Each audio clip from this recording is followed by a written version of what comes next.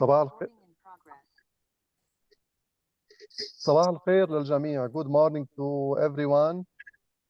أهلا وسهلا فيكم اليوم بالندوة الثالثة Good morning, everybody, من in the حوارات third توجيه المهن session المعدل of this webinar on career guidance. بالأسبوع الأول مثل ما شفنا هو كان حول In the خدمات first التوظيف week, as العامة. you saw, we have spoken about public employment. والأسبوع الثاني The العناصر second week, الرئيسية بالتوجيه we المهني. spoke والأسبوع الثالث اليوم مع مستر about the جدعان principles of career guidance, and the third week with Mr. Gideon, بده يشرح لنا عن المهارات لفهم لفهم he عالم العمل. will explain to us the skills needed to understand the labor market. نرجع أكيد بنرحب بالجميع We welcome everybody again. وقت بتحسوا إنه في أي نقطة بدكم تستفسروا And عنها if you feel that there is anything you need to understand, or if you would like to ask a question, you can use the chat box or you can pose it directly. واللي في الاساينمنت بنشكر كل اللي حطوا الاساينمنت بنتمنى اللي حط بعض And we would like to thank all those who have submitted their assignments. يحط الاساينمنت على المنصه حتى نقدر You can upload your assignments on the platform so we can be able to see it. نحن معكم على المنصه لحيلا موضوع بتحبوا تطرحوه. We are available on the platform if you would like to deepen any topics. Mr. Gideon will be also on with us, and the presentation will be uploaded, the registration will be uploaded every time.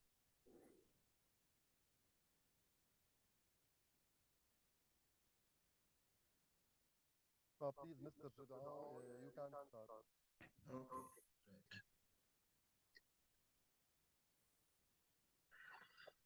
Right. Hello, everyone. Welcome back to this second session with me. Without wasting any more time, let me take you directly to the PowerPoints, and we can start our session for today.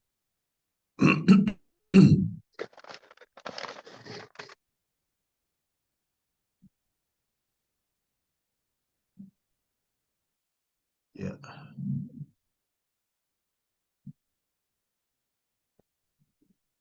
Okay.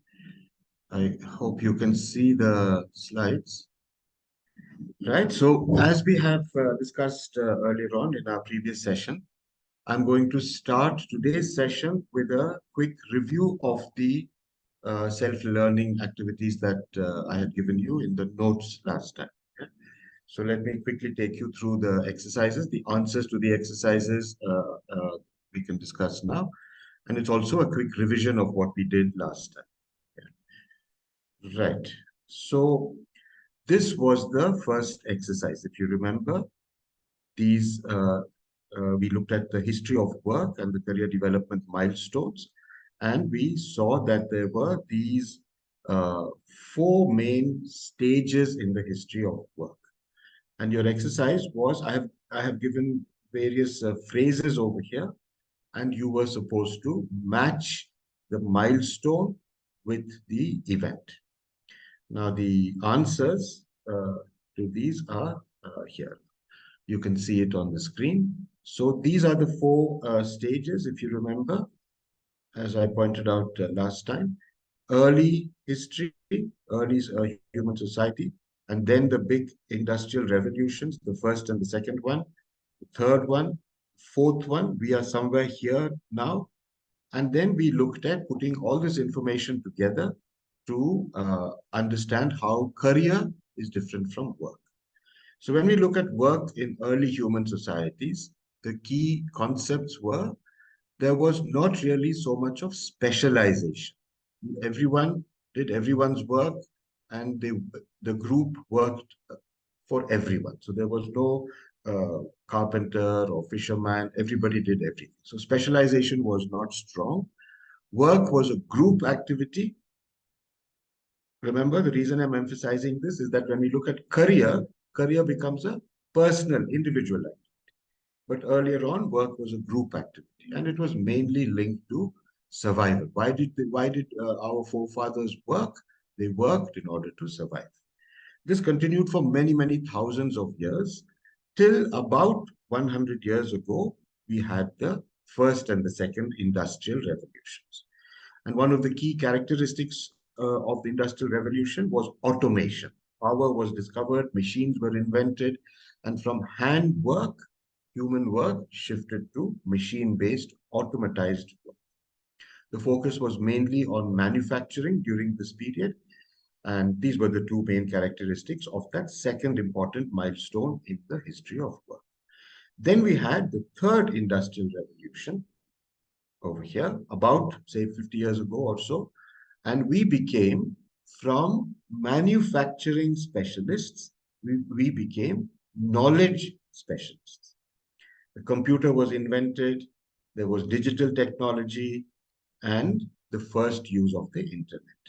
So the major transformations as our history of work developed. And now we have the fourth Industrial Revolution, where automation here has changed to autonomization. And as I said last time, autonomization means the control over the tools of production have gone to the tool. The human interaction with the machine is becoming lesser and lesser. So it is autonomization. The scale has gone from small scale to global. Today you can sit in Bahrain and talk to me in Bangalore, and our coordinators are in different parts of the world, right? So work has become global. Where we are doesn't matter anymore. There is an embedding of information in our systems now, and whether this phrase I used last time, cyber physical systems, has characterized the Industrial Revolution, which means Internet of Things, machine learning, all that has got embedded into society itself. So when we pull all this together, what is a career?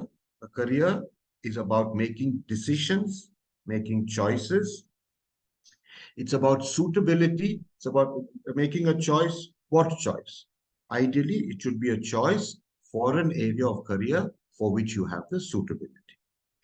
That implies preparation. So education comes into the picture very, very significantly. So part of career guidance is educational guidance, because in order to enter a career, you must have the qualifications. And in order to have the qualifications, you need to go to the correct course. Yeah, so choices and decisions, suitability, preparation, and career happens in a society. You remember that picture of the island, which I had shown to you last time. You can have a wonderful life on that island. You can have a lot of work to do, but perhaps you cannot have a career there because there is nobody else on that island. So there is the social and personal dimension. What you do in a career, you want something back from it. You want remuneration from it. You want status or prestige or going up the social ladder. That's what a career can give you, because a career has a social and personal dimension. Yeah. Career requires ongoing development.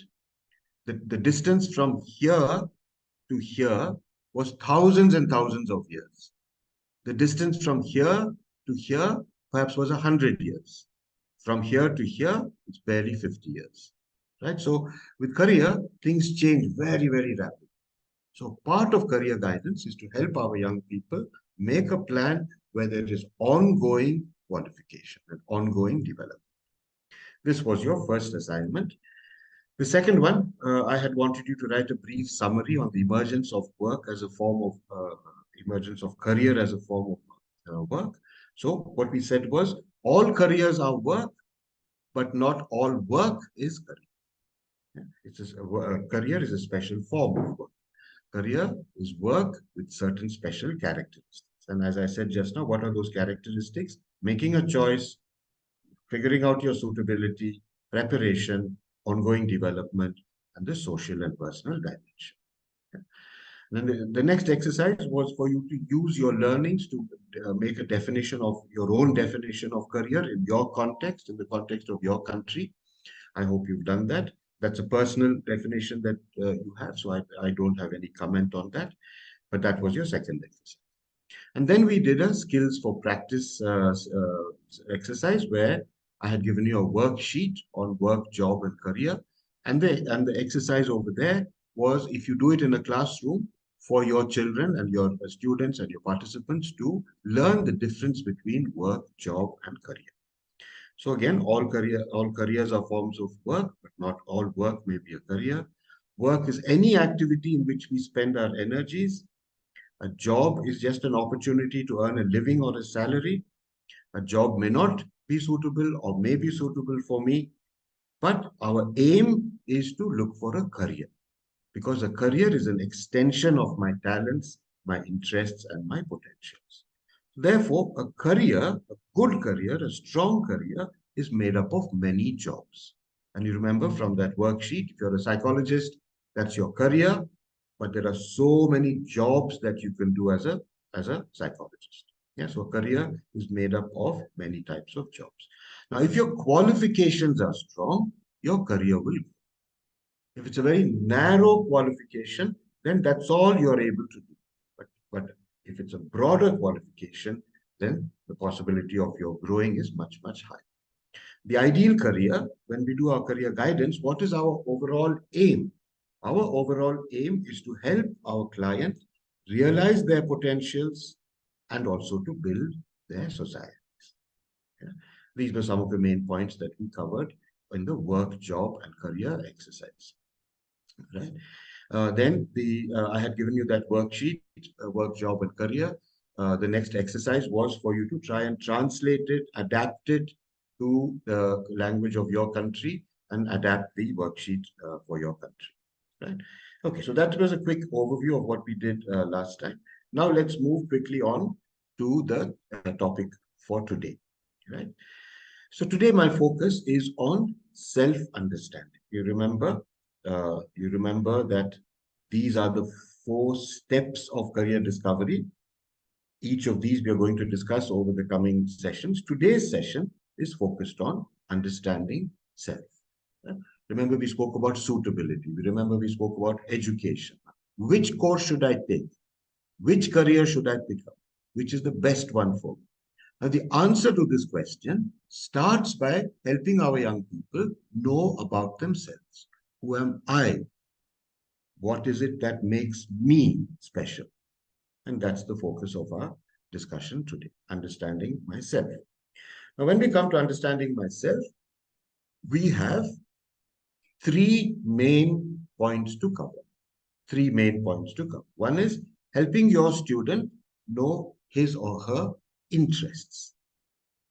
Second is helping your student know what are his or her aptitudes.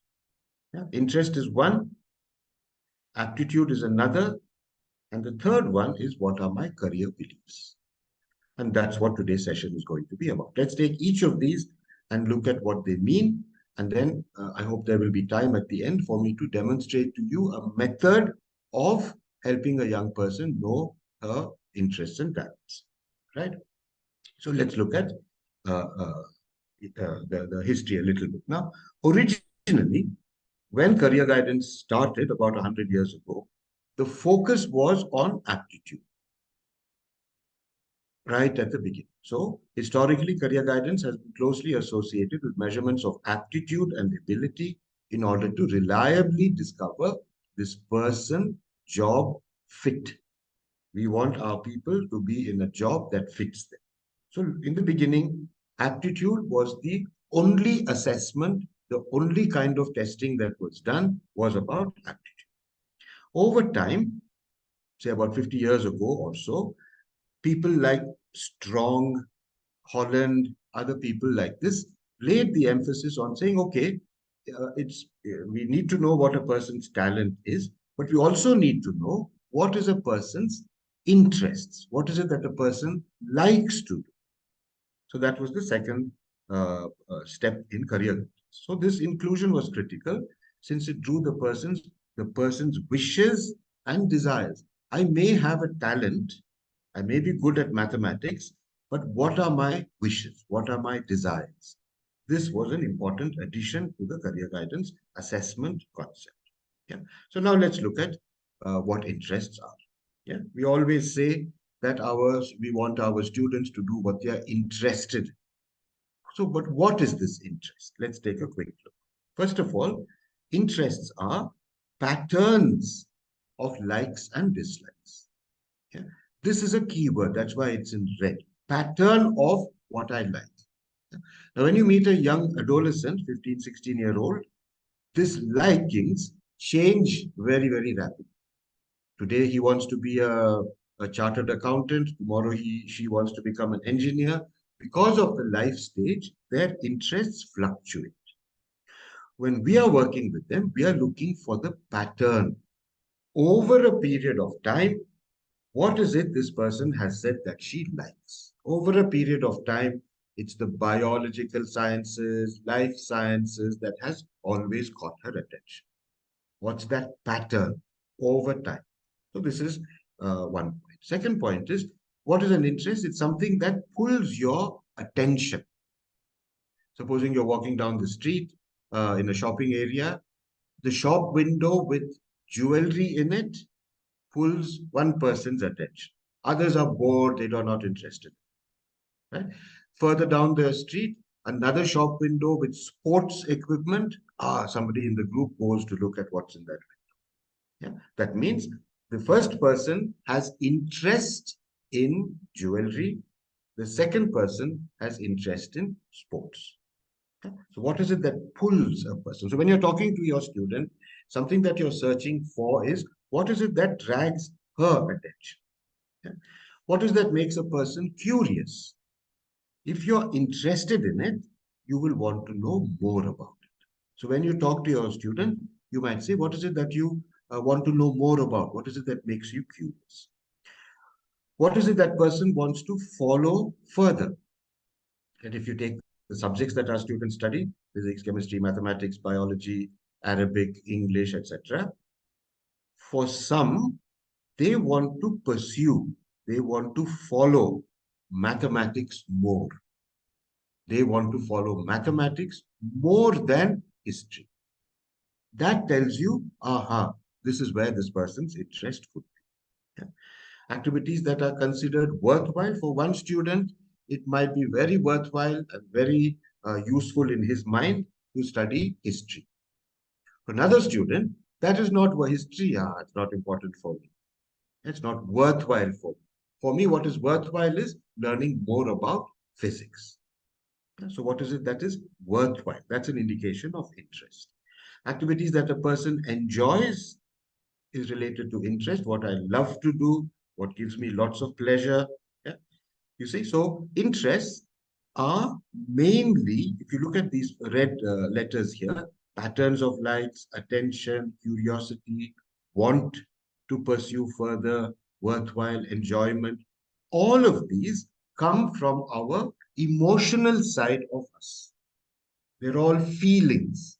I feel that I am going to do well in social sciences. I feel I'm not so good at mathematics. So interests are related to our feelings. Yeah. Look at this next picture. It's a funny picture, but it has a very deep meaning for us. What do you see in this picture? Here you have this boy, yeah, who's very, very interested in joining the army.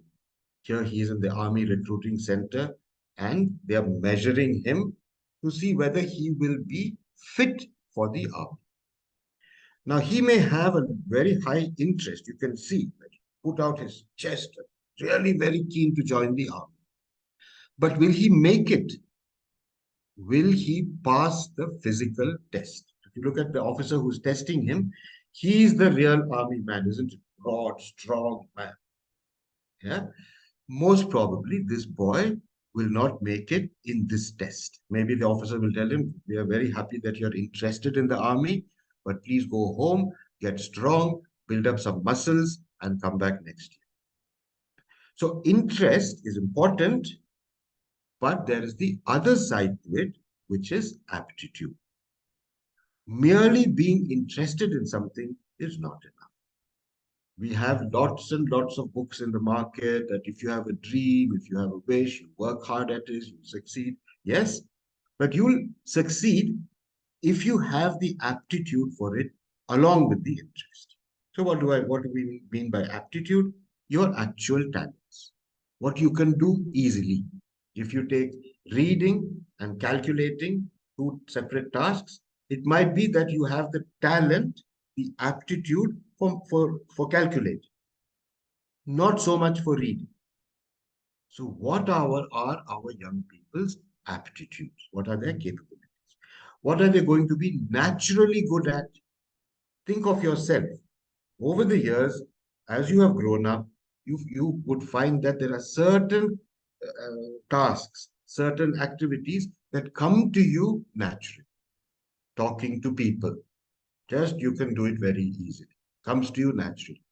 But when it comes to adding numbers and multiplying them, a little bit of struggle is there. Yeah. So what is it that comes naturally to a person? That is aptitude. Aptitudes tell us about your capacity for performance. How good will you be able to do that particular job? It's an innate ability. Now, innate means inborn. It's there within you because of genetics, because of family heritage, whatever it is, it's there in you. If it is stimulated, if you have a chance to study that particular activity, it will blossom. So aptitudes are innate in us. Aptitudes are tell us what is it that this person can excel in. If it comes to working outside in the garden and being in a library, reading, which is it that this person can excel? Which is it that she can do better? Yeah. So aptitudes tell us about where is your better chance of success. Remember, when we were defining career, we said we have to look for suitability. What is my fit? Aptitudes tell us what is your fit, right? Okay, so quickly to summarize, activities that you're naturally good at would be aptitude, right? Matters that you want to follow, pursue further would be interest. Third one, affected by external influences. Let's just pause over here for a minute. Which is affected more by outside forces, interest or aptitude? It is interest, because interest, we are not born with the interest to do calculations. We are born with the ability to do calculations. Interest in that comes to us from outside. And you'll find that a lot amongst your clients. Let's say it's a high school student or a college student. This person met an accountant yesterday, let's say, and he really found the accountant to be so attractive, earning so much of money. I also want to be like that because I saw the accountant and I spoke to this accountant. If I have not had a chance at all to meet accountants, then maybe I will not have develop an interest. So interests come from external sources, from society. Activities that do not bore a person are interests. You like to do it. Even if it's boring for others, you like to do it. Next one, activities that you do not find difficult. What would it be? Yeah, what would it be? It's an aptitude. The last one is the opposite of this. And what is that? Not affected by external influences. And that is aptitude. Yeah. And what do I mean over here? You're born with an aptitude. Your aptitude will never die. Interest can die. You thought accounting was great, super, fantastic. You earn a great salary. Then you found out that accounting means being good at arithmetic. Oh, I don't like arithmetic. Interest dies. إذن الاهتمام قد يموت، لكن الموهبة أو الجدارة هي هناك ولا تموت أبدا. حسنا، إذن هذه المحوران الهامان التي نود تسليط الضوء عليها. هناك اختلاف بين هذه المفاهيم، وعندما نقوم بالإرشاد المهني أو توجيه المهنية يجب أن نفهم اهتمامات الطلاب وما هي مواهبهم في نفس الوقت. وما هو أكثر أهمية؟ كلا منهم في غاية الأهمية، والتوجيه المهني سوف يسلط الضوء على كل منهما. وهنا أود أن أخذ نقطة لأسلط الضوء أن في المسار الوظيفي الحديث يجب أن نسلط الضوء على كل منهما، وخاصة في العالم الغربي، في أمريكا، في دول الشمال.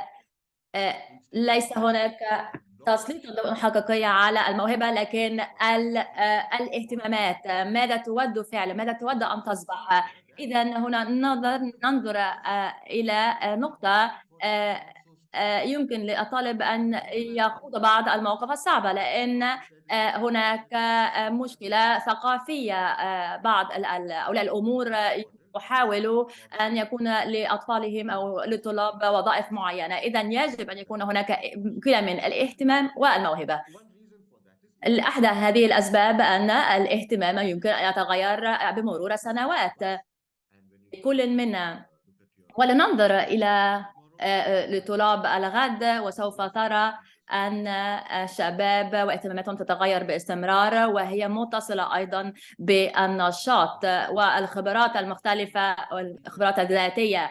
على سبيل المثال في أيام الدراسة في المدرسة، بعض من المعلمين قالوا لي أني لست جيدا في الحسابات في الرياضيات. إذا هنا الاهتمام سوف يكون قليلا حتى إذا كنت جيدا ولدي موهبة في ذلك. أيضا الاعتقاد الذاتي، إذا كنت أعتقد ولي قوة شخصية وأن أؤمن بنفسي أيضا، هذا يمكن أن يؤثر على نشاط نفسه. أيضا تصرف الآخرين، هذا نقطة في ثقافتنا، حيث دور العائلة في غاية الأهمية، والأفراد المختلفة كجدي، كأولياء الأمور، كأخواتي، آرائهم يمكن أن تغير من اهتماماتي. والنقطة الثانية التي يجب أن نعيرها اهتمام عندما نتحدث عن التوازن بين الموهبة والاهتمام، هو كيف أن الاهتمام العالي لا يعني أنني جيدة في شيء ما، لأن في عالم اليوم النجاح اليوم هو في مراحل مجتمع لديه العديد من القدرات. إذا أن نكون مهتمين وأن يكون لنا دوافع للنجاح، هذا لا تعني أننا سوف ننجح بالفعل، لأن هناك مجتمع تنافسي، وهذه هي الجزئية الأكثر صعوبة في التوجيه المهني. نعم، يجب أن تنجح في السعي لتحقيق أحلامك، لكن إذا كان لديك موهبة واهتمامات هذا ليس كافي. يجب أن يكون هناك قدرات، بناء قدرات، على سبيل المثال في علوم الحاسوب، ويجب أن وتعلم لغة البايثون وتود الالتحاق بعمل ما، تذهب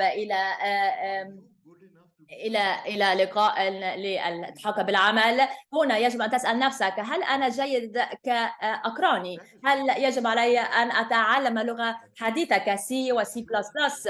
إذا يجب أن نفهم أن النهج المختار يؤدي بنا إلى النجاح في الوظيفة أو الالتحاق بوظيفة ما.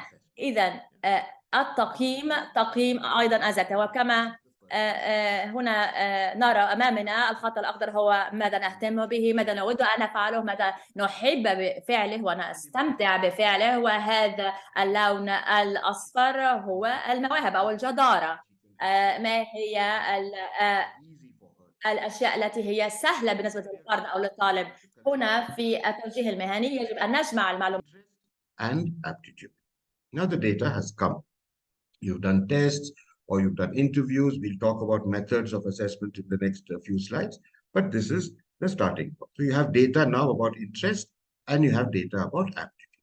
Now, when you look at this data carefully, what you will find is that some of my interests, my aptitude for it is not strong. I'm very interested in space. I want to become an astronomer. But the aptitude required to be an astronomer is very strong mathematics and physics. My aptitude for mathematics and physics is low. So I may have an interest, but I may not have a strong enough aptitude to make that interest come true. Similarly, I may have a talent, but I may إذن not... يمكن أن يكون لدي اهتمام عندما أتحدث مع طلاب وشباب هم في غاية المهارة في الرياضيات 100%، ويمكنهم عمل أي رياضيات. What are the careers in mathematics? Finance, statistics, data analytics, research. Slowly, the person will say, oh, that is what mathematics is about. I don't have an interest in those type of careers. I want a career where I'm outdoors and I'm working with my body, etc., etc. So you can have talent, great, but you may not want to convert that into a career. Right? Therefore, what are we looking for? We are looking in this model that I'm describing to you. We are looking for this overlap point. Blending between this interest is matched by this aptitude. So we are looking for the blend between interest and aptitude. And in this language, the word that I use is potential. Yeah, so in this Jiva method of career guidance, we're looking for interest, we're looking for aptitude, and the third step in that process is to blend the two data together, blend the two information together to look at where is it that I have interest and I'm good at it. I want to become an accountant. Mathematics, not bad. I do quite well in mathematics. So this is the model that I use quite a lot in my work, this idea of interest and aptitude overlap. Now, this word skill, I just want to look at it very quickly. What is the meaning of the word skill? Often, the word skill is mixed up with aptitude. Yeah? Aptitude is not skill. And let's look at that a little more carefully. The word skill is often used synonymously with the word aptitude. This is not entirely correct. What is skill then? A skill has to be learned. Now, you may have the aptitude for mathematics. When you look at numbers, no problem, you can deal with numbers. Now, if you want to turn that skill, mathematics skill, into an accountant, you have to learn to apply mathematics for accounting. That is the skill. So when an aptitude is trained, it becomes a skill. The same mathematics aptitude, you're good at it, you don't want to do accounting. You want to do astronomy. Right? So the same core mathematical aptitude needs to be converted through training into the skill that an astronomer needs. Calculating the movement of the stars, of the planets, all those things. Right? So a skill, you're not born with a skill. You're born with an aptitude. So when we do our policies and when we are writing up ideas for skill development, there are lots and lots of projects, hundreds and thousands of them on skill development. Keep in mind that the skill has to be learned. And if we take a student and put him into a skill program for which he doesn't have the aptitude, the skill will develop, but very small. But if we take that student and put him into a skill training program for which she has the aptitude already, she will fly. It's a big mistake that we make when we have a skill development program and we just put students into these programs without thinking, do they have the aptitude for this?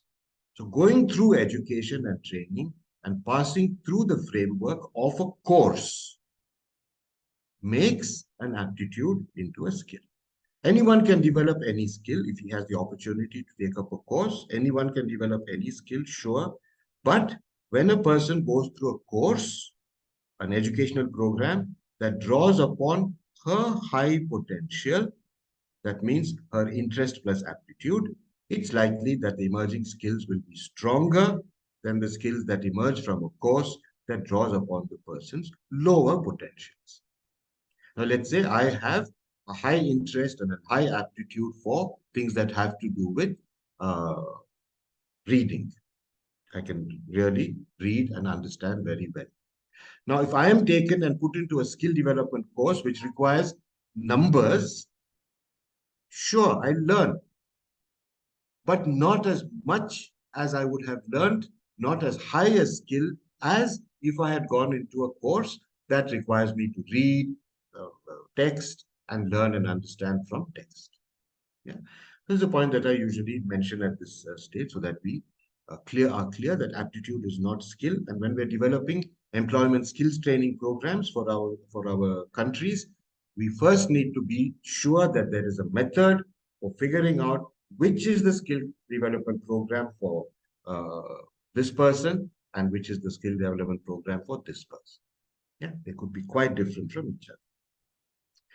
Now, very quickly, what are some of the models and the theories that are there? Very quickly, I'll take you through it. Models and theories about potentials. Yeah, the first one is called the trait factor approach.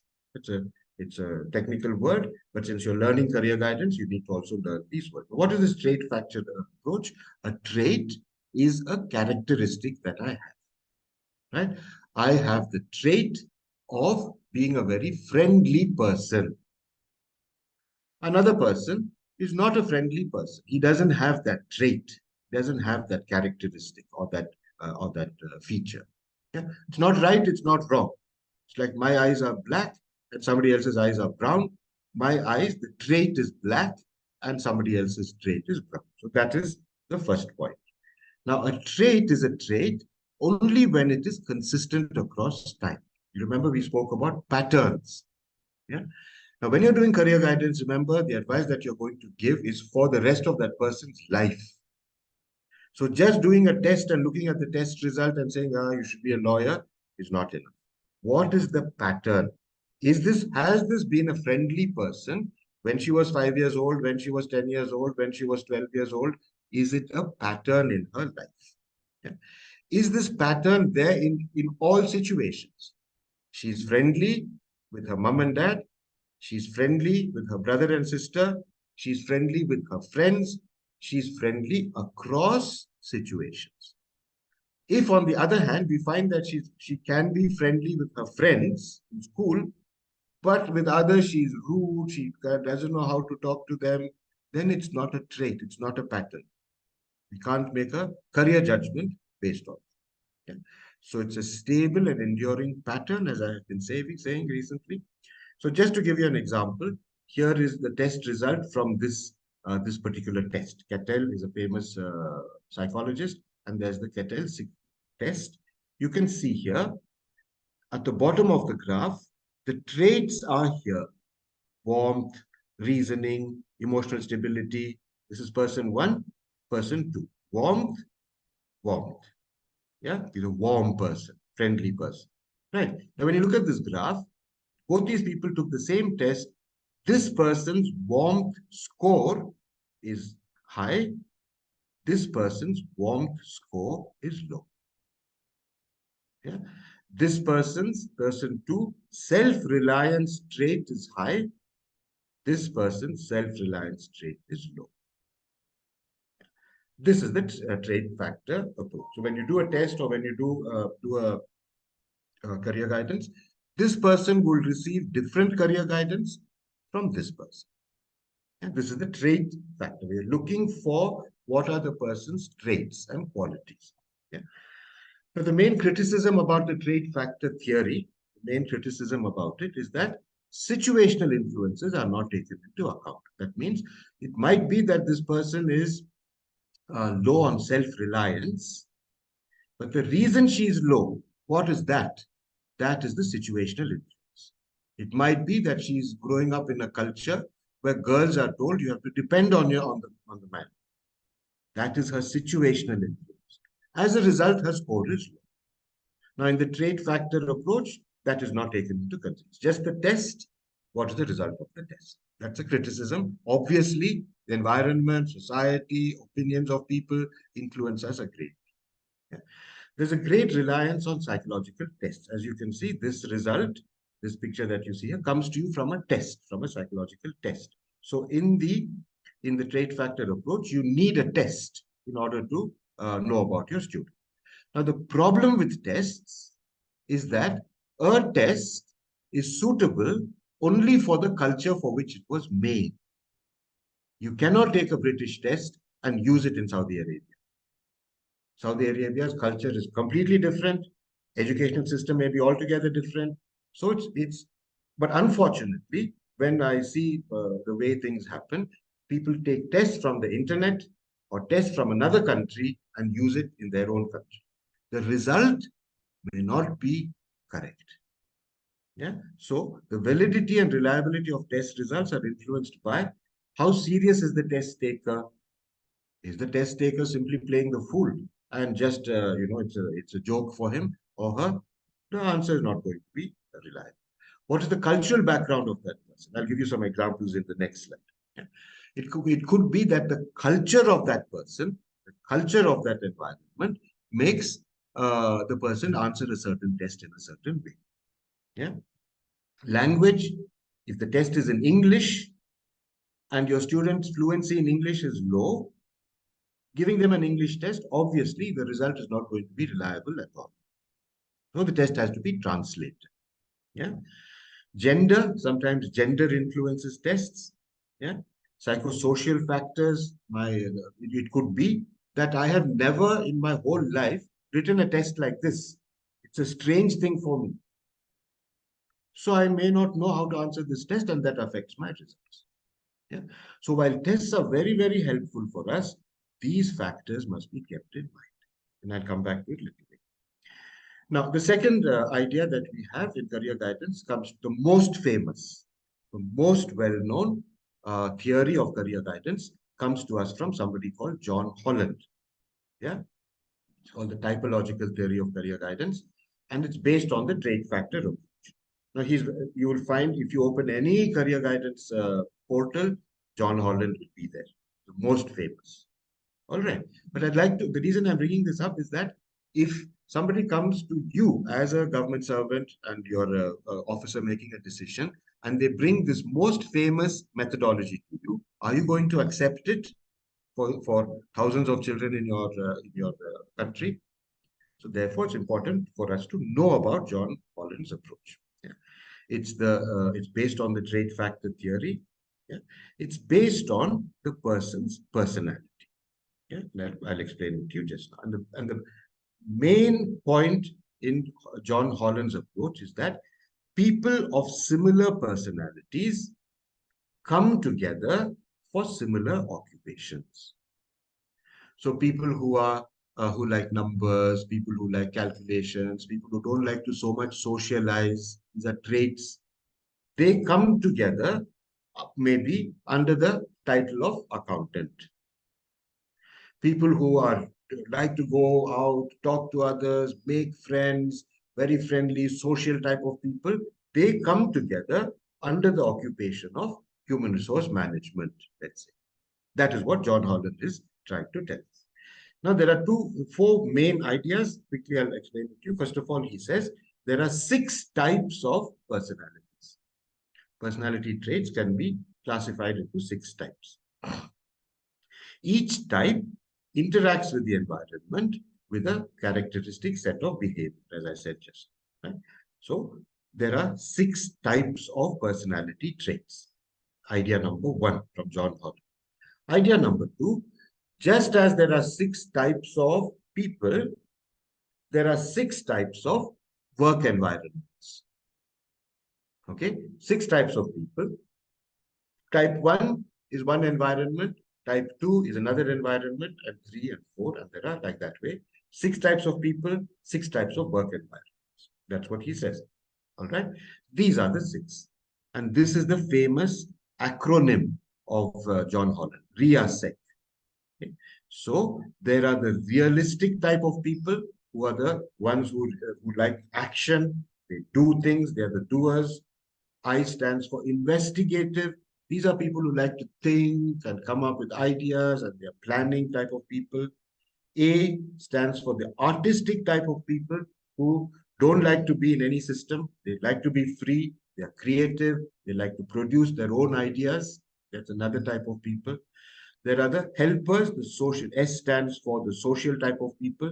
They like to help others. They like to be in the helping professions. Yeah.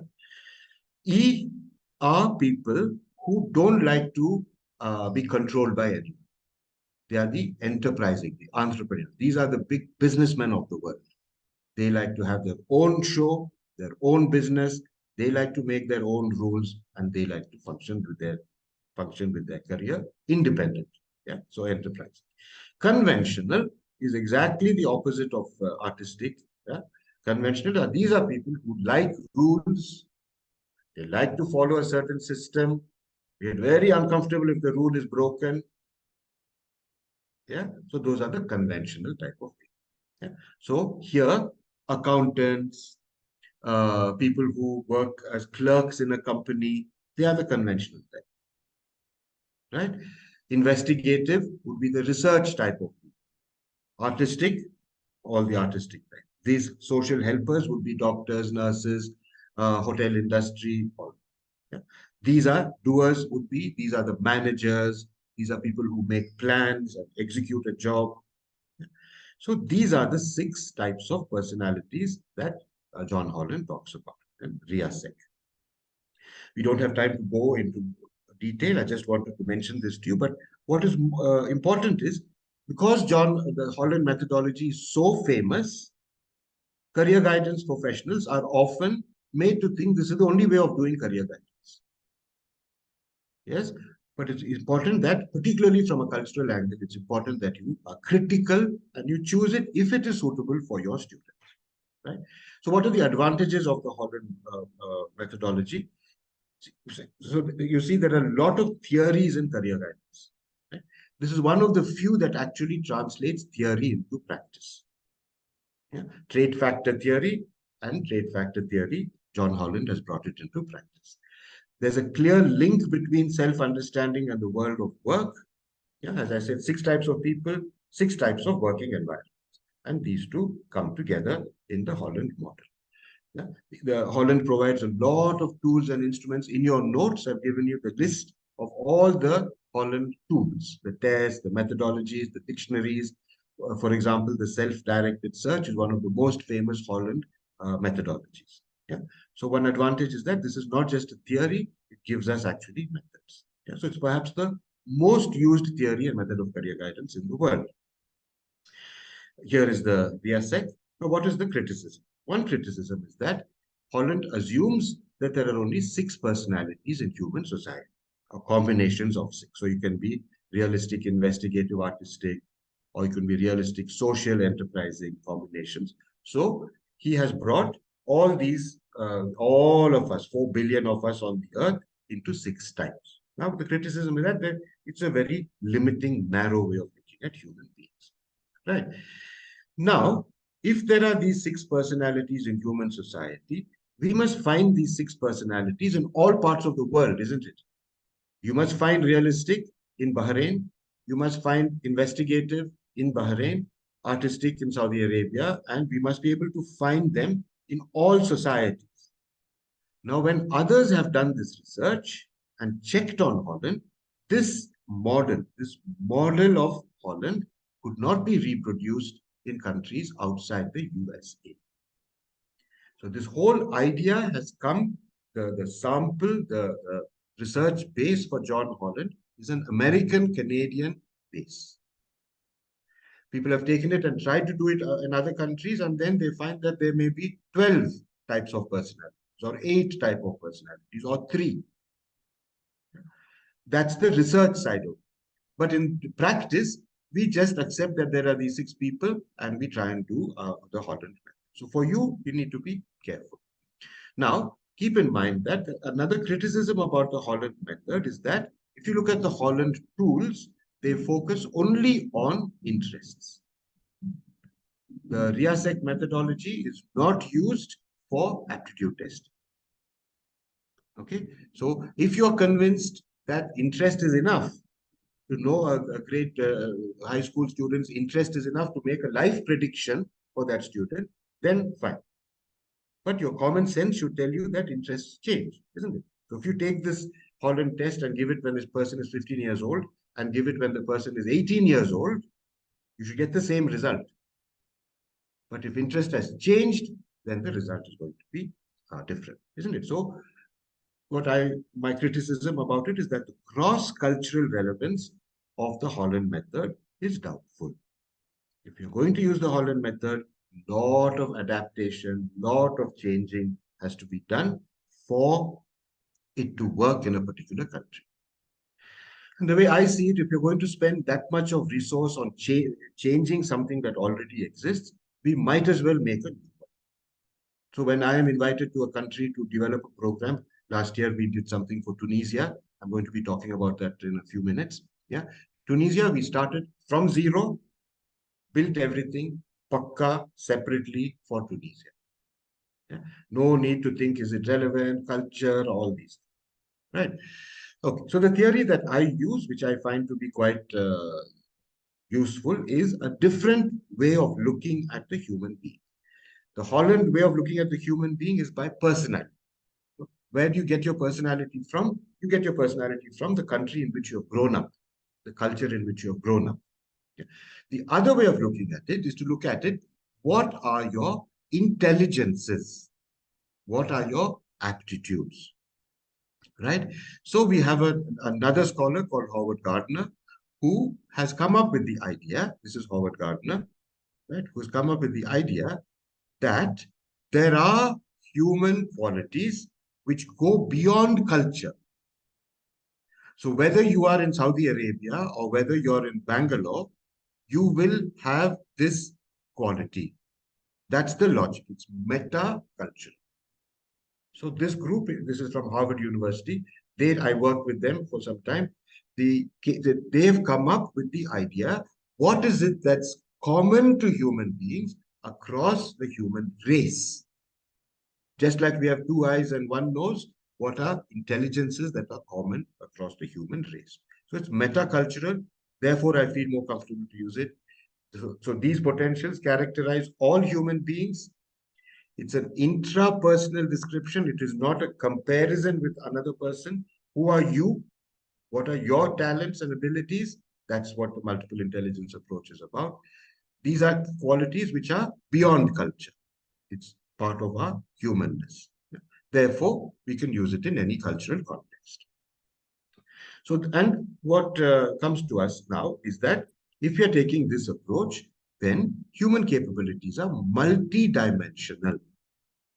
Now, unfortunately, what has happened in our educational systems is that we train our students for language and calculations. So logic and language. What about the person who's an artist? What about the person who's a great football player? Right now, in your part of the world, the most important football event is going on. And when we look at those players, it is just amazing, isn't it? Maybe many of them are hopeless in mathematics. Maybe many of them are not very good speakers. We all know about Pele, who's very ill. The whole world is praying for Pele. Why? Because he gave us such a lot of pleasure from his physical body. Isn't it? But when you hear Pele speak, he's not a great speaker. Isn't it? So this approach to career guidance tells us that all children, all human beings have potentials. It's up to us as career guidance counselors to find the potentials. Yeah. So in this model, we speak about 5 types of intelligences. All 5 is present in all of us. Very quickly, what are they? When we take the linguistic, the first one is the linguistic potential. This has to do with the person's fluency with language. This is a person who can speak very well. Yeah? They can use words, correct word for correct speech, like our translators now. It's a tremendous job that they do when they listen to one side to me in English and at the same time they speak in another language. These are great examples right in our room today of people with a linguistic ability, thinking in 2 languages at the same time. I think it's just a fantastic ability. So it's skill to use words. Expressive ability. There are some of us who can, when we speak, we can communicate very well. Sensitivity to meanings of words. Yeah, even now when our friends are speaking to you in Arabic, I'm saying it in English. If they don't get the correct Arabic word for it, like in a second, they may be telling you something altogether different from what I'm saying. Isn't it? So this is linguistic ability. Good with communication. Yeah. Examples of careers here. I will give you this list in more detail toward the end of our work together. So you can see these talents are needed by these careers: journalists, lawyers, copywriters, people who work in advertising, writers, teachers. So if we find a child with a high linguistic ability, then we move to the world of work, and we can say these are examples. There are about 50 or 60 careers like this, which I'll share with you in our next session. The second one, the second potential is the analytical logical potential. Yeah. And what is that? It is, can you see it's different? There it was fluency with words. Here it is reasoning. There are some of us, some students who are very, very rational. They can see step by step a problem. Yeah. They are very logical in their solving of problems. Yeah, they have to go somewhere tomorrow. Very neatly, they pack their things, keep everything ready, systematic, logical. They're good with calculations. These are the real number people.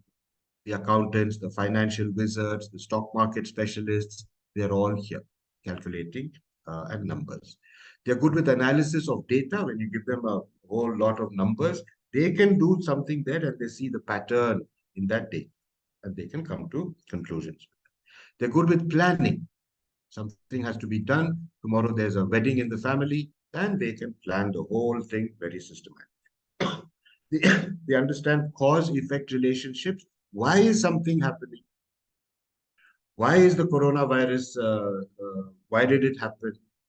And if that's the cause, then what can the effect be? If this is the kind of reason, the way the coronavirus spreads, then the effect is going to be that if somebody sneezes in my face, I'm going to probably get that disease. Yeah.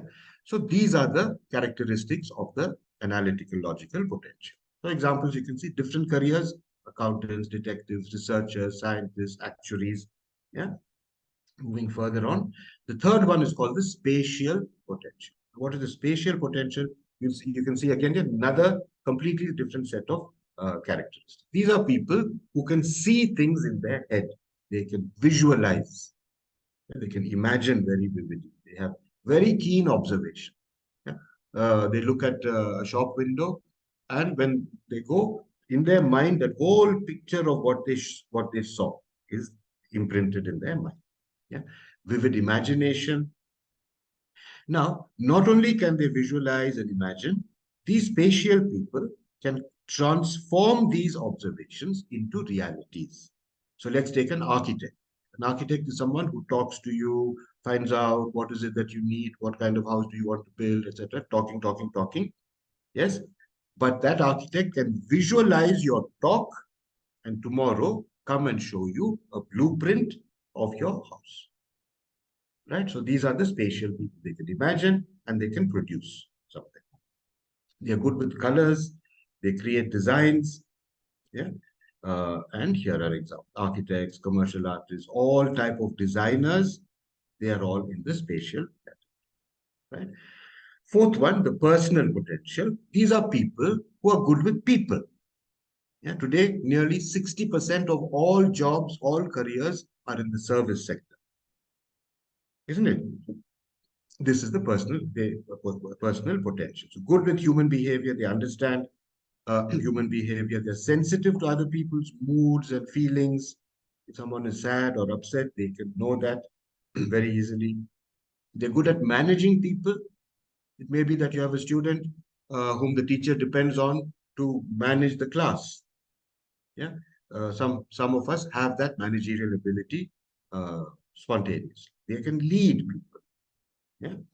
They can help people with their difficulties and promote their well-being. So this is the personal potential for all the helping professions: nurses, social workers, hotel managers, psychologists, medical doctors. Yeah. Last one, the physical mechanical potential. This one, physical and mechanical. These are people who may not be good with language or drawing. They may be our footballers. They may be the ones who are very good with their body. Yeah, some of the goals that have been scored in Qatar is like watching a dance, isn't it? So fantastic. Such control over their bodies. Yeah, they're strong. These people have physical strength. They have fine motor skills. It may be, maybe they are not football players, but they may be a mechanic. They may be a surgeon who uses fine motor skills. Yeah, they have stamina and endurance. They're good with machines. That's the mechanical part. Maybe there's a student not so really good with subjects, but fantastic when it comes to repairing something, fixing something, mechanical skills. Good with machines, equipment, and tools. So these are the students perhaps who would do better in a technical course rather than in a university course. So this type of a boy or girl reaches to the university where they have to read, memorize, write exams, lot of thinking, they may not be very good. But you give them something in their hand, give them a screwdriver and a saw and a cutting plier, and they're quite happy with it. Yeah. So protection services, army, navy, and so on, all the entertainment professions, engineers, mechanical engineers especially, all type of technicians, pilots, these are people who require the physical mechanical potential, right? So what are we trying to do? We are trying to get a framework for doing self-understanding, for helping a boy or a girl know her interests and her aptitudes. You had the trait factor approach, you have the Holland approach, and I've shown you all the limitations of that. And here you have the intelligences approach. Now, the reason I'm confident of this this theory is that now these the five intelligences I told you about, they're considered to be intelligences because that function language. This is photographs of the linguistic intelligence. Yeah. Now, when a person is given a linguistic job, that particular part of the brain lights up. So it has an actual brain location. Yeah. When it is spatial, another part of the brain will light up, this part. When it is mathematics, this part of the brain lights up. Yeah. So that's how these five have been selected to be intelligences. Right. Now, moving quickly further forward, with this theory, yeah, the link, this is all the five that we saw just now. We can use this to promote self-understanding, and we can also promote to classify occupations. Now, supposing we find a person has a high linguistic and analytical skill, knowledge, aptitude, our next job will be to show them what you do with the linguistic, isn't it? So we need to have a career dictionary that is based on the same theory. We will be doing this from tomorrow onwards, classification of occupations for your country. Yeah? But this is one theory for both the classification of occupations as well as the self-understanding part. Yeah. Now, we have about 20 minutes. Let me quickly give you an examples of how do we develop these tests. Yeah. The questions that we have is what to assess and how to assess. There are two main ways in which psychologists assess people for knowing what are their talents. Yeah. One approach is called the quantitative approach, and the other is called the qualitative approach. Quickly, let me explain it to you. The quantitative assessment is about numbers. That means you're given a test of linguistic ability. You get a score for that test. You get 7 out of 10. That is the quantitative assessment. So there are right and wrong. Yeah. So it's about making numbers, making an observation and giving it a value, giving it a quantum. That's the quantitative methodology. Yeah. Now, the last point over here, quantitative assessment usually gives us cross-sectional information. That means that information that you've got from a quantitative test, yes, it is valid only for the time when the person was tested. You cannot find historical information. Was this person good at mathematics when she was in class 8?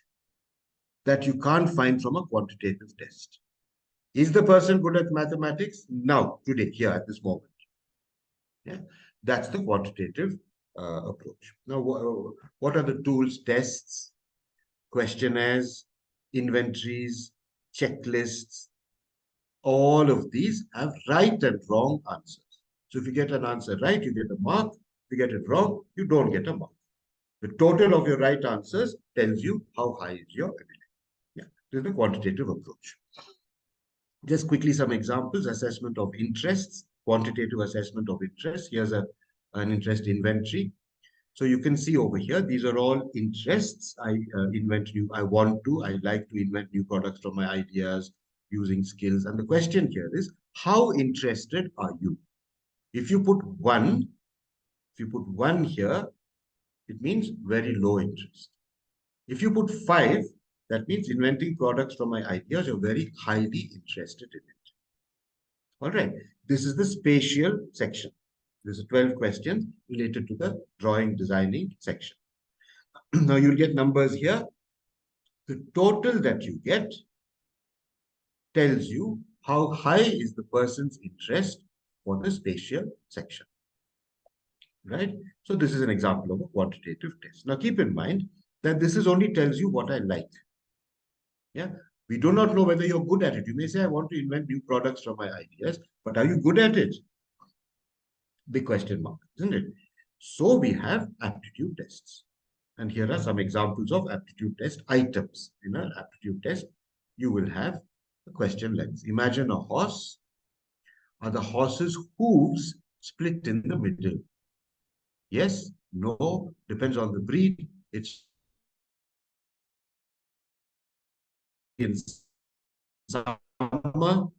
There's one answer here. What is this question making you do? It's making you imagine. Remember, we said people with spatial ability have a vivid imagination. They have a good observational capability. So if you have spatial ability, you'll be able to see the horse in your mind and the horse's legs. If you don't have that visual memory, you will not get this question correct. Yeah, so no, a horse's hooves are not split in the middle. Which of the following are the flowers of a rose plant? Yeah, again, you see it, you have to think it over, and this is the thorn of a rose plant. Here's another one. Imagine a rainbow. On which side is the color red? Yeah, outermost, innermost, middle. There is no red in a rainbow. Yeah, outermost, you can see in the rainbow. So these are examples of quantitative items for the spatial section of that particular theory. I want to give you some examples. This I'll go on since we're quickly running out of time. Now, how useful are quantitative devices? Yeah, and I don't know how it is in your cultures, but in India, parents want their children to be tested. They want to know how good is my child. It's very much part of our culture here. Yeah, perhaps it's the same in your country as well. So therefore, the question that comes up is how useful are these tests? Yeah. Now, a test is useful, very useful, when it is used for the group for which it was built. If a test has been developed by John Holland in America, bringing that same test to Saudi Arabia or Bahrain or Qatar, big mistake. Because those psychometric qualities need to be rechecked again for different countries. So a test is useful if it is used for the group for which it was intended. It's fit for the age and gender. If you take a test which is for 14-year-olds and give it for someone who's 21 years old, your data will not be accurate. Tests must be administered by a qualified psychologist. Yeah? This is the rule. Because if you misinterpret a test, you can be doing a lot of harm to the student. So therefore, if you're going to use a test, you need to be trained to use that test. Yeah? It has to be scored accurately. Norms. Now, supposing a child gets 7 out of 10 in your test, is that high? Is it average? Is it low? That's what is given to you by the norms of that test. That means if that test has been properly developed, it would have been trial tested across a very large sample of 15 or 20,000 boys and girls or sample. Yeah. Now, in that large testing sample, if 80% of that large sample have got 7 out of 10, then 7 out of 10 is not a high score. Right? So a good test will have norms. Norms for Saudi Arabia, norms for Bangalore, norms for Arabic, norms for English, all separate norms. If it doesn't, it's a dangerous thing for us to be using. Yeah. We must encourage the test taker to give it its best shot. If the test taker is sleepy or anxious or worried, we will not get the correct result. All of these can affect tests. Anxiety, fatigue, skepticism, playfulness. Yeah. All of this can affect the test. A psychological test doesn't read your mind. You can cheat on the test. And so therefore, you may not get a good result. So if these qualities are kept up, then a test is very, very helpful. Yeah. Otherwise, it becomes like this, what you can see on the cartoon here. Yeah. You have a crow, monkey, penguin, elephant, a goldfish, a seal, and a wolf. And what is the psychologist saying? For fair selection, everybody has to take the same exam, climb that tree. There's the only one who will win. Because this test is fit for this person. It's not fit, maybe the crow, okay. None of the others can climb the tree. So the test is not suitable for these students, these people. Right? So similarly, we can make the same mistake when we are testing our children. So therefore, because of all these limitations in testing, we had a group of people who said, no, we cannot just use quantitative testing. We have to go to the qualitative assessment. So what is qualitative assessment? There are no numbers. There are no right and wrong answers.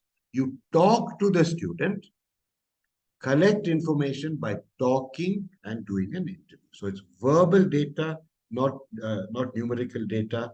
It's a non-mathematical process. That means in your talking, you find that this child is someone who likes being with people, who's a very helpful child, is someone who teacher depends on in the classroom. You look for that pattern, right? Talking to the student. Yeah. Right. So the kind of techniques, so in quantitative, it was tests and questions. Here it is interviews, talking, observations, discussions. And in this methodology, there is no right and wrong. In the quantitative methodology, if it's right, you get a mark.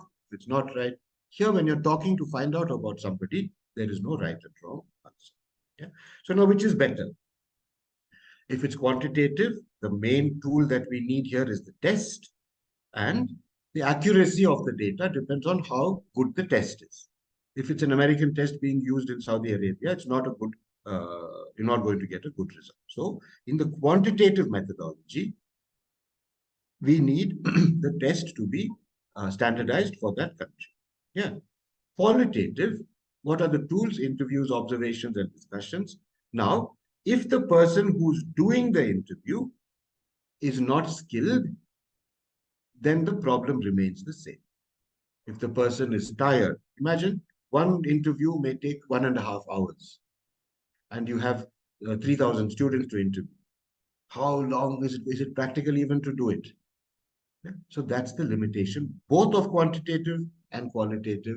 They have advantages and they have disadvantages. So saying that I'm only doing testing or saying that I'm only doing interviewing means you're only doing half the job. And you're bringing all the disadvantages of that methodology into your career guidance. Therefore, today we have in modern psychology, we have something called the mixed methods approach. All right. The mixed methods approach draws both upon the quantitative and the qualitative. I'll give you an example just now. It blends measurement with observation. Most importantly, in this mixed methods approach, we are trying to go close to the person's lived experience. How does this person live her life? Is she someone who in her life is somebody who's part of a business family? So evening after school, she goes and sits in the shop and takes care of the business. What is that person's lived experience? In this methodology, we try to bring that lived experience into career guidance. Yeah, you're encouraged to dialogue, talk with your client. There is a psychometry in it, and I'll show you just quickly, because remember, one of the disadvantages of dialogue is if it's going to take you 1.5 hours for one person, you will never finish. So in the mixed methods approach, the way you do the interview is within a structure. Yeah, 20 minutes, 25 minutes, that structure, if you use it properly, you'll be able to get enough information for your guidance. Yeah. Okay, so let me now, we have 10 minutes. The method that I use in this mixed methods approach is called the Strengths and Accomplishments Questionnaire. Yeah, this is a methodology that we have developed here, and it's been tried out in nearly 32 countries. The last was in Tunisia, where we've developed this mixed methods approach. It takes 20 to 30 minutes to do one test with a group of people. And let me just give it to you in broad detail, in broad strokes. The actual Tunisian question paper that is there in your notes. All right. And the reason I've given you the Tunisian one is because I assume it's somewhat close to your cultural context. It's only as an example. It's not for you to start using it in your country. It's an idea. If you want to develop this, then we have to develop this SAQ for your country. Yeah, it's based on the mixed methods approach, right? And let me take you. So first of all, we use the multiple potentials framework. So the interview is done across these 5 potentials: linguistic and analytical, and so on. Yeah, these 5 potentials. Second is the test is developed for that culture. So I've developed the same thing for Vietnam, for India, for Bangladesh, for Nepal, and each is independent. The items, the questions in that test come from the culture, from the lived experience of the children, the youth, or whoever it is of that country. Yeah. So contextually grounded, yes, based on the lived experience of the person. Yeah. Right. Second one, the third point is, now in this method, there is no right and wrong. So what do we do instead? Instead of giving them a question and answering, tell me the answer to this question. This is a test which is designed to look for what the person has already accomplished in his life. Yeah? And which people, his father, his mother, have said, oh, if you want something to be done with drawing, you go to George. He'll do it very well. You want to set up the microphone system for the school drama, you go to Asma. Right? So society has already said you are good in this. This is what we're trying to get out through the SAQ. Yeah. The SAQ rests on the assumption that a person's accomplishments in real life reflect his talents and potentials. Yeah. Okay, so let me go quickly through this and show you the test itself. Okay, so this one, 4th point is that it's person-centered profiling. That means we are not interested in how much better is this boy in linguistics than someone else. Yeah, it is based on, out of the 5 potentials, for you, which is the highest. So maybe the highest for you is analytical logical. That may be lower than your friend's analytical potential. Does not matter. This is what you have. This is what God has given you. Let's take this and build your life. So it's person-centered profile. Yeah, does not aim at measuring how high the person's score is. It looks for the pattern of scores across the 5 factors. Yeah. Okay. So let me go quickly through this. Yeah. Yeah. Here now. This is the structure of the test. I made it very, very simple. There is this T type of design. Yeah. You have here activities, and you have here the accomplishment levels. This is the psychometric part.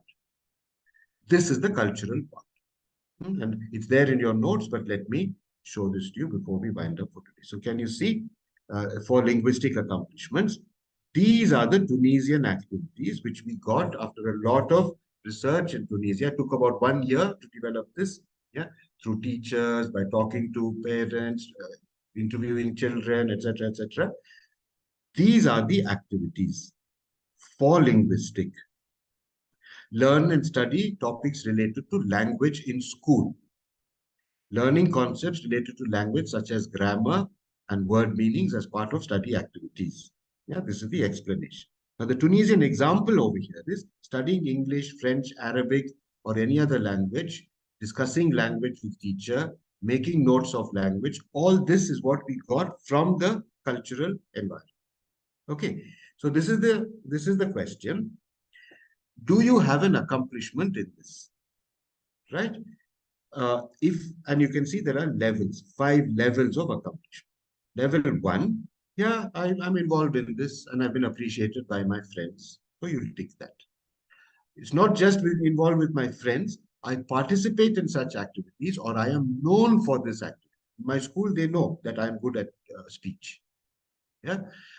The next level, you can see the higher level, higher accomplishment. I'm not just known, I have won prizes. Next level, not only have I won prizes, I've been recognized at a high level for this activity. Yeah, I've come up under a school representative for this activity. Yeah. Even higher level, not only have I been recognized, I have gained a benefit from this. A scholarship, or I do a business with this.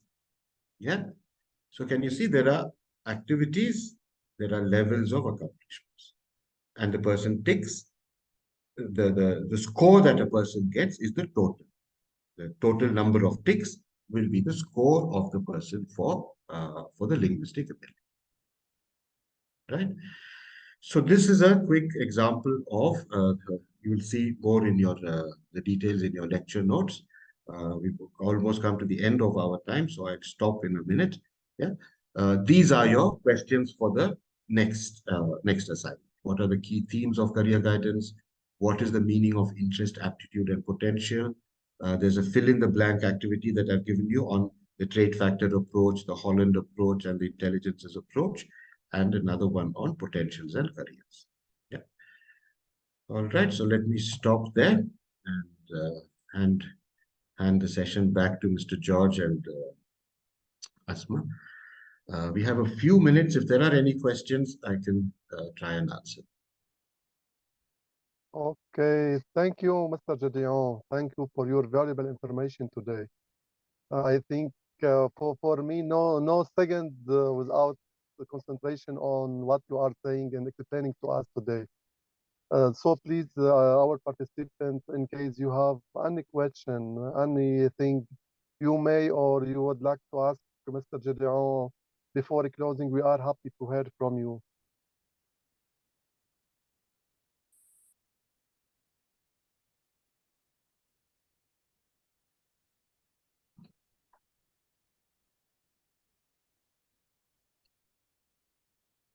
So no one wants to ask any question? Anything? All set? So, thank you, Mr. Gedeon, for today's presentation. We will meet you tomorrow at 9:30 to run time. George, not tomorrow. I think my next is on the 12th, no? Yeah, with me tomorrow. You, about sorry. Future, Yes, yeah, so sorry. Future role of public employment service and the new role of work. Tomorrow at 9:30 to run time.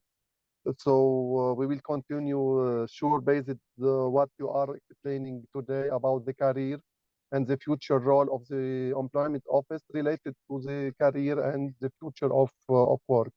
So see you tomorrow at 9:30, and thank you for the translator, for Asma, for all participants. Duncan with us today, okay, and see you tomorrow. Asma, you would like to say something before closing? Thank you. شكرا للجميع. شكرا جدا جورج لكل الحضور. Thank you all. Thank you for Jidwan and his great presentation. المحاضرة غدوة على نفس الساعة. See you soon. Tomorrow we will see you at 9:30 with George. جميعا. Okay, bye-bye. Bye.